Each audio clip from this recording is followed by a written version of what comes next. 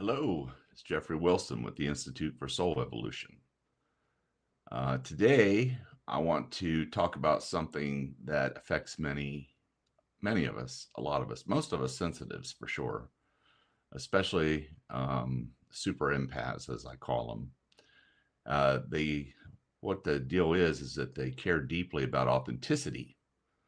And so today we're going to talk about imposter syndrome. But here's the twist. What if I told you imposter syndrome isn't actually your enemy? What if it could become your greatest ally in personal growth and your spiritual evolution? Imposter syndrome often manifests when we're unconsciously seeking permission from our environment, i.e., those around us, parents, family, spouses, etc., etc., etc. But that permission, I got news for you, may never come. So we find ourselves asking, am I doing the best I can? Or am I qualified enough? Or do I even belong here? But here's what's fascinating.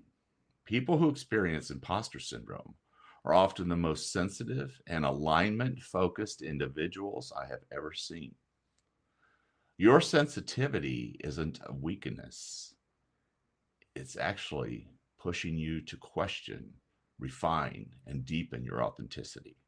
In a world of information overload and constant competition, imposter syndrome can be what I call a beautiful problem.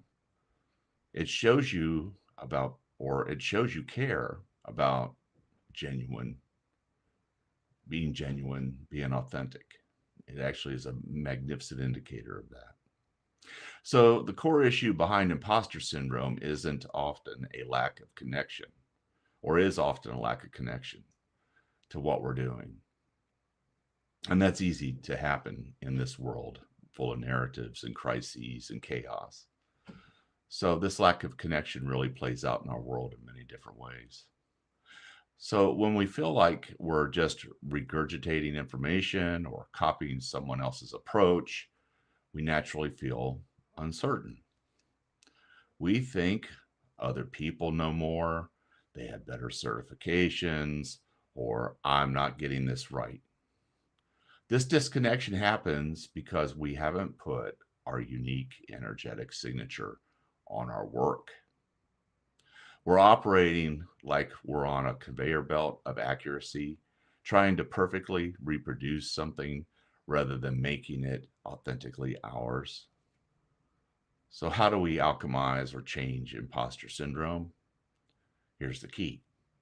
Instead of avoiding your insecurities, own them, acknowledge them fully, then consciously choose what to do with them.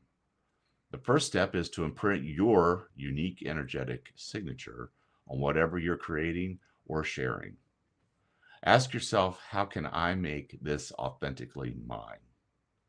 This isn't about changing facts or teachings, but about adding your personal insights, your interpretation, your lived experience. For example, when I study spiritual systems, and I constantly do this, I can't help but get my own insights as I read. So I've learned to split the difference. I'll share the original teaching and my personal understanding of it. This eliminates imposter syndrome because I'm not trying to be that system. I've evolved beyond just reproducing it. The antidote to imposter syndrome lies in self validation rather than constantly seeking external approval. Instead of focusing on certifications or comparing yourself to others, validate your own understanding and insights. Remember, you're not meant to be a perfect copy of someone else. Your sensitivity, your questions, your unique perspective, these aren't bugs in the system, they're features. They're what make your contribution valuable and authentic. When you feel imposter syndrome arising, see it as a signal that you're pushing toward greater authenticity. Use it as fuel to go deeper into your own truth and express that truth more fully. Imposter syndrome doesn't have to be something you suffer through. it can be transformed into your greatest tool for alignment and growth.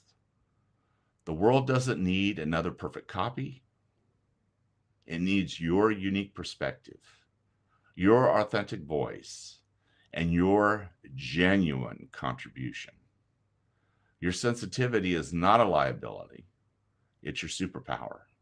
Trust it, own it, and let it guide you toward creating something that is undeniably, authentically yours. Much love. Thank you for listening.